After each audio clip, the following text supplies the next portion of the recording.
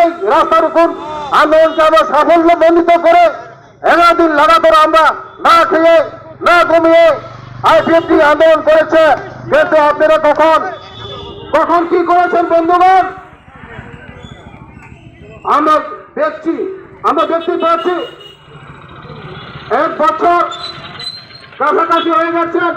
সেই ত্রিপুরা মধ্যে লোকসভানি সে আমাদের মহারাজা না খেয়ে নাকি যখন উনি মঞ্চে এসে ভাষণ শুরু করেছিলেন তখন দিল্লি থেকে ফোন এসেছে দিল্লি জানা হবে।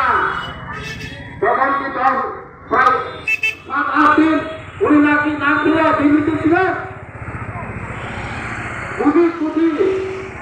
কোটি টাকা আয় করে উনি দিল্লি থেকে ত্রিপুরা ফিরে এসেছে। আমরা সকলে জানি বন্ধুগণ, অবনগর খারাপ হলো বিশাল ফেমালিয়া যত রাজনীতি দল ফাইনাল,